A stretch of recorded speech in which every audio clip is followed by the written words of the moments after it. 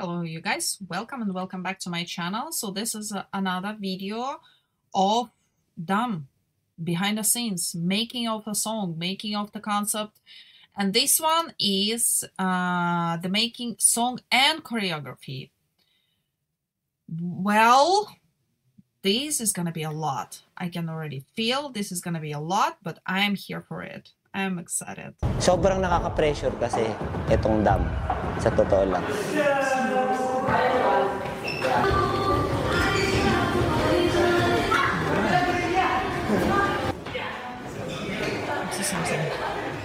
Yung weakness na pinapalakas namin, pinapa-strengthen namin is hindi yung flesh, kundi yung soul na namin. Right, that I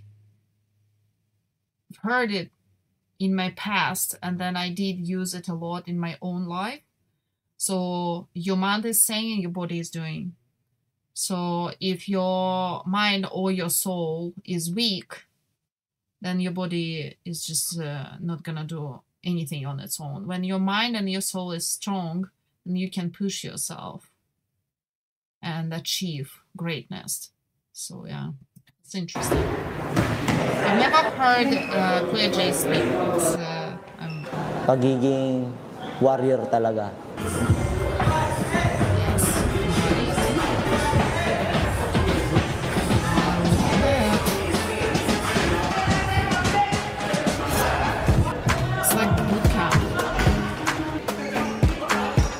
Hanggat hindi natatapos yung isang project. I would love to go through such camp myself. I want to test my limits, my physical limits and my mental limits. Without danger, of course, but under proper coach, I would really love to test myself, what are my limits, what I'm capable of. Because I did amaze myself in the past with my physical achievements. But then I broke my body from doing it too much. So you have to be careful. You push yourself to limits, but you have to be careful. You have to be under like very professional supervision doing it. Hindi ako makapagpahinga. Like hindi rin ako makatulog ng maayos. Kasi parang may utang ako sa sarili ko na kailangan kong bayaran. This is the biggest comeback ever. Yeah, it does feel like that. It feels bigger than mine. Long V or Studio! Long version na para kompleto. I've never seen them in the studio, I think. Same lang naman, diba?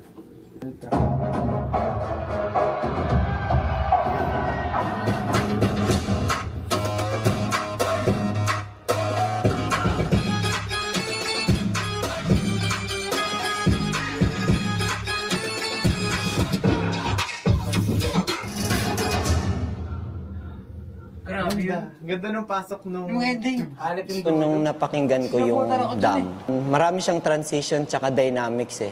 So parang na-imagine ko talaga noon, maraming mangyayari. Alam mo yung yung paglalabanin yung ano, Sabong parang yung parang dalawang tao, parang Tapos yung translate niya ibang feel din. kaya Parang ano siya, parang... Wait, what? Tapos yung translate niya ibang feel din. kaya Parang ano siya, parang hip-hop na 70s style na ano. Kaya yung tunog niya masarap sayawin. Parang Gusto ko yung variation. Then- Actually, nagawan ko na agad siya. Nung nakuha ko Finding siya. something on the desk. May kadagdag pa kasi ako mga choir. Kasi na-feeling ko pwedeng, mga Parang chanting na sa likod. Parang ano talaga, as in, parang final battle. Pagdating naman sa recording ng song na Dam, this time kasi sobrang organized ng team namin. I guess, pero hindi Pablo, member of SB19. Not just a member, he's a leader of SB19. He looks amazing. But I'm focused in the visual and listening. hindi siya naging madali eh. Siyempre, naging mas meticulous pagdating sa pag-record, sa pag-edit, sa pag-collate ng lahat para ma-release ng the best. Wait, what? late ng lahat para ma-release ng the best. I was really loud on the part. Bakit ba nagaganto? Dapat level sa crowd. Or dapat nga mas mababaw pa nga yung crowd eh. Tapos yung ano, basta parang ang lawak niya.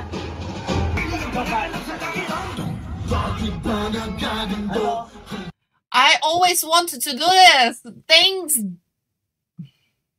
Thank you, Wanzi. Thank you, guys. Thank you, everyone. I really wanted. I was dreaming of just being invisible fly on the wall in their studio, just like quietly sit in a corner. I wouldn't even say a word. I just wanted to see the process from the inside, and they're literally showing us how it's done. I'm so happy. I'm a little happy fly now. No, I'm not a fly. I don't like flies. Let me be a ladybug. I'm a little happy ladybug on the wall there now. Bagay ba? Para yung pasok nung may Gagawin niya yung instrumental support dapat yung ano ko. Excited ang lahat dahil nga panibagong awit, panibagong EP. So panibagong aral, panibagong matututunan naman. Na-imagine ko na, nafe-feel ko na maraming mangyayari sa sayaw.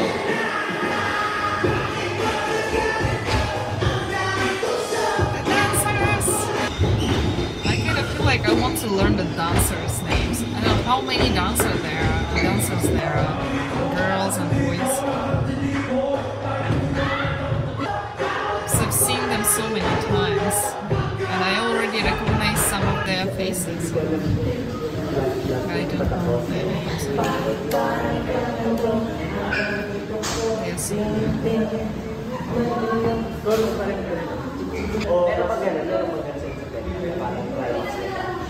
Indistinguish each other.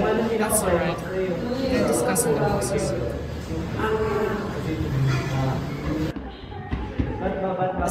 Bat ba? So yung bat ba, bigla siyang susulpot. Sobrang nakaka-pressure yung part. What? Bat ba? So yung bat ba, bigla siyang susulpot. Sobrang nakaka-pressure yung part na yun. Dapat medyo weird siya.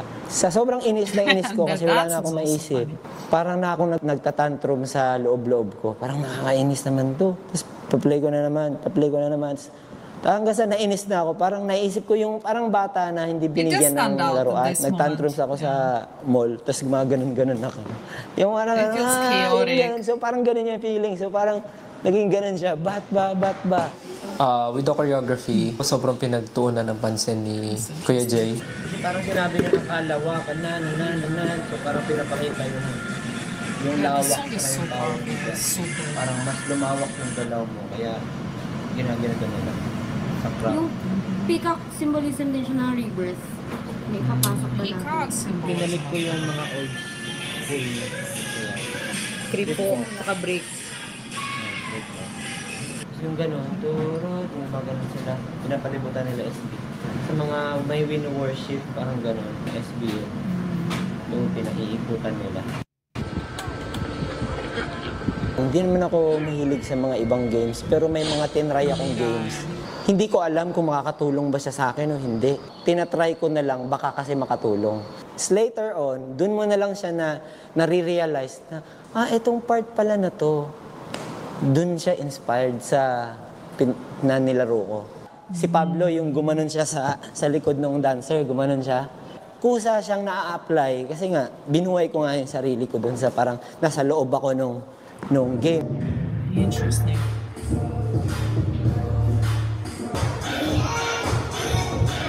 Who's the most flexible here? Let me see.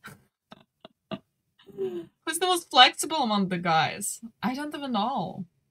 You guys, who's the most flexible? I would say...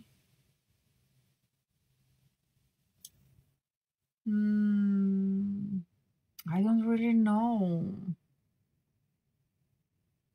I think of actually Stel, because I recently saw him doing Split. But also after Stel, I would think of Ken. I don't know, you guys, if you know let me know. It's so random. It's just, you know, random thought here, random thought here.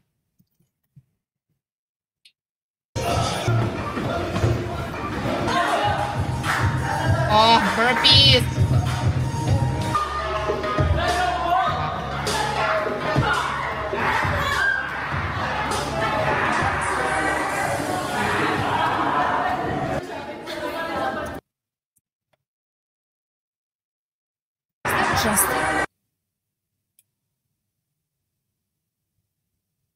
That is Justin, right?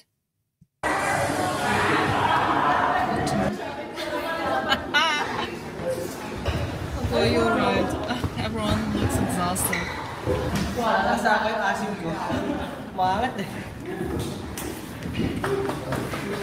Catch your breath, Josh. Yes, it's challenging for us din kung paano namin siya kailangan i-absorb and paano i-sync as one.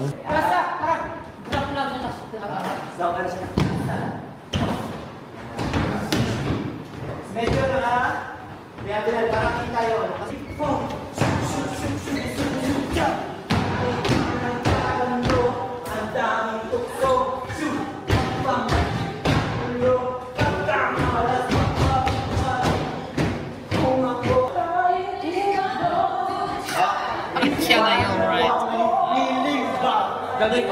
And this part is not translated. This part is not translated.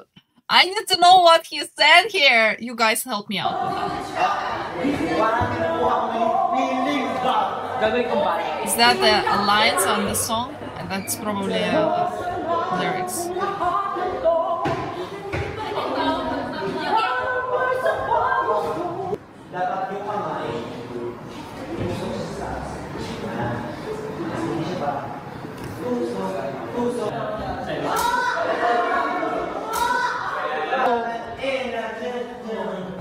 With the socks, he slides down.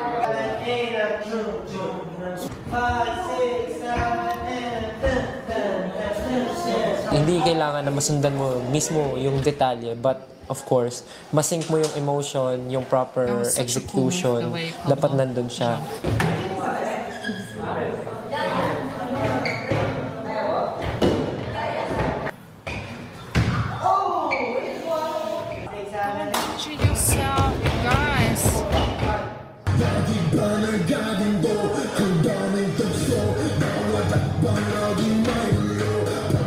Mag-explore, mag-take ng risk, maraming sacrifices. So, dun, yun yung mahirap.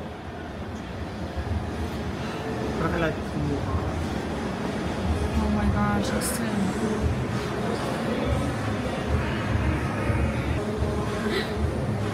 Naku, wala na to. Hindi ko na to kaya eh. Kasi dulo na dila ko kapag yun. Feeling ko di mo pa nasasagad yung sakit. Ang kakalabanin mo talaga. I'm talking about pushing yourself to a limit.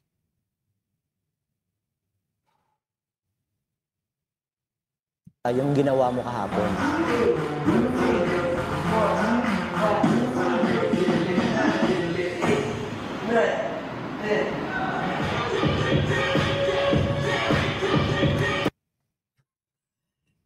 God, stop! I'm not gonna rewind, but still, boot camp, literally.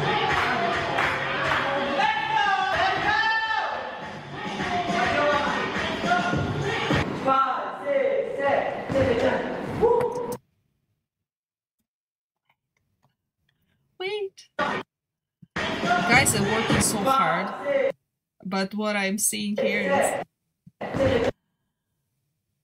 Ken with the facial hair. Oh.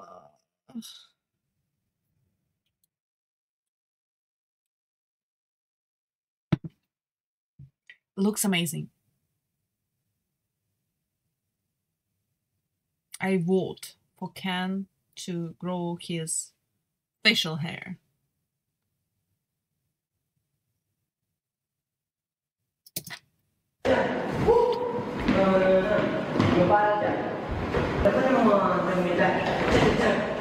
I mean, all of them, to be honest. I would be curious to see all of them having facial hair, even Justin and Stell.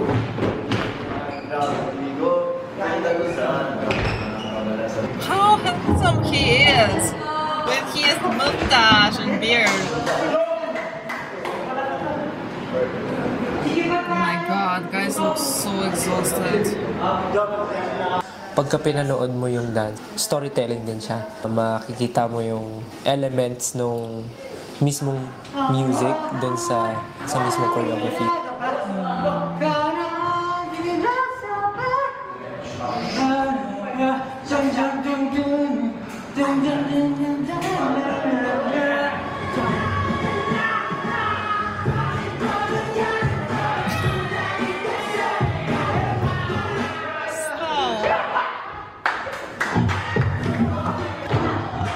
Well done. I cannot do that. I can't do that whatsoever. It's not my thing. I will never do that. Even if I try, I don't think I will succeed. And I will look very funny doing that.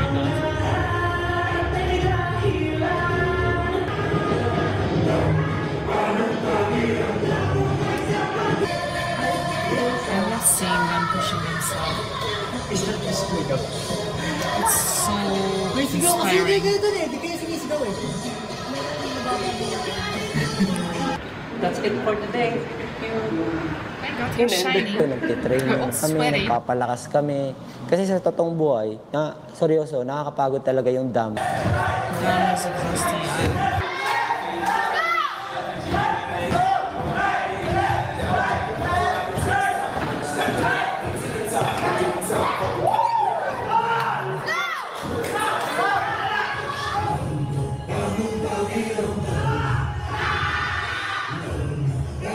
Pero dahil sa training at paulit-ulit siyang ginagawa, mas nagiging natural na lang siya. So, ang challenge doon is, ready ka bang mag-commit?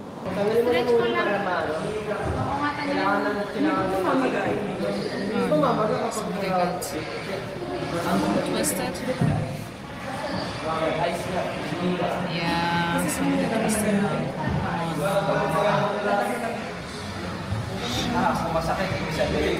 That will make you Yung be emotion na off kailangan ng choreography, nandun of siya. the Kailangan mo team. siyang like sprinkled muscles will get you off team for at least 3 to 4 weeks.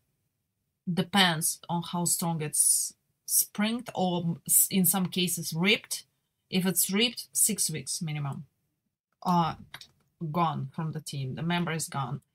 It's so bad. Like proper warm-up is so damn important. Stretching and warm-up before you work out.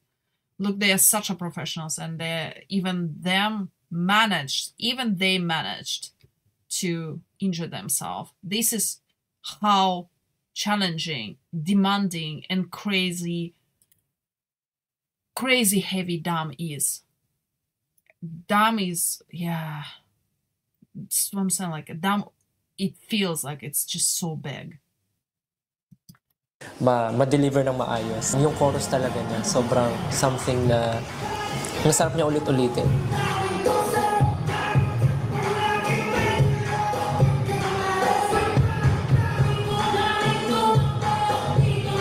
Okay, wait. I just want to count the dancers because I never know how many.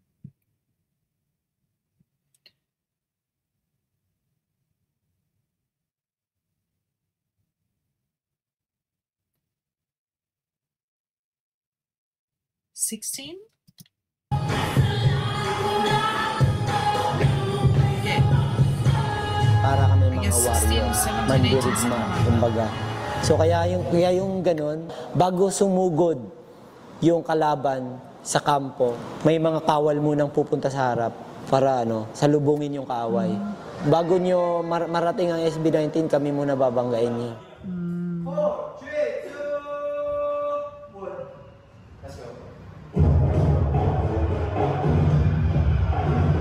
This is the dance practice in the morning.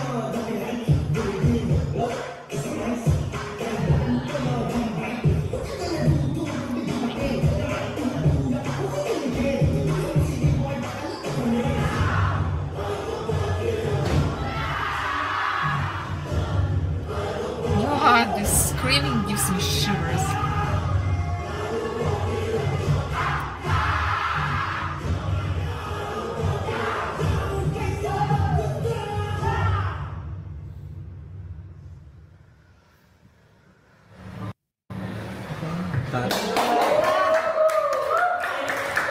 Great freaking job, guys. Great job, everybody. It must feel so satisfying to see the results of all your hard work. Good job! I wanna know their names, you guys. How do I learn the names Kasi of simula at dancers? wakas I nga, will learn. kinolek ko yung movement ng mga dating songs. Langumpay sa tug-tug-tug. Ano to eh? What? May part sa what na merong ganito. Yung Ooh, tug-tug-tug interesting. yaw. Ano yun eh? Feeling yun ng Gentod before eh. Na Gentod! May story lahat, hindi lang siya The incorporated ginawa yung step na parts. to para lang masabi, mukhang maangas to, hindi ganun. Talagang meron siyang meaning, every detail, encrypted siya sa lyrics with the dumb choreography. Parang nafe-feel ko siya talaga kung paano ko pinapakinggan and paano ko na-absorb yung music itself. Ganun din yung nafe-feel ko every time I perform the choreography. Matagal-tagal na din ako sa industry na nagtuturo ng mga artista. Hindi sila nananatiling ganun. Gusto nila nag-i-step up para na silang athletes. You cannot stop. If you stop, you stagnate. Or you start to lose. You start to lose your passion, you start to lose your stamina, you start to lose your abilities, you start to lose everything. You have to keep moving forward. You can never stop. I mean, you can have a break, but you cannot really stop improving.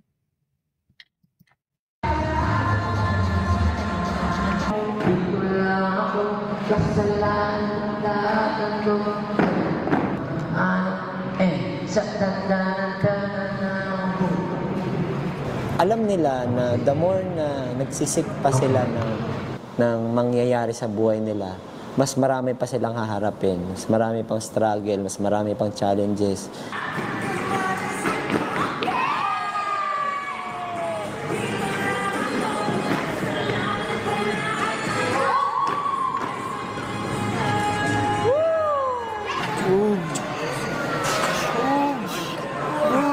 Nakakapagod kantahin. Nakakapagod din siya sayawin. Pero pag pinagsabay mo yung nakakapagod sayawin, tsaka nakakapagod kantahin, talagang pagod ka na nun. Pero sila, pinakita nilang kaya namin, kuya. May mga parts na nakakahingal na, nakakapagod na, tapos namumutla na. Kumbaga may mga ganon. Ngayon ko lang siya na-experience sa harap ko. Hindi lang isang beses, kundi kada training. Hindi sila maarte. Yun lang. Thank you sa lahat ng nakasama sa lahat ng journey. At lalo na sa mga 18 na sumuporta.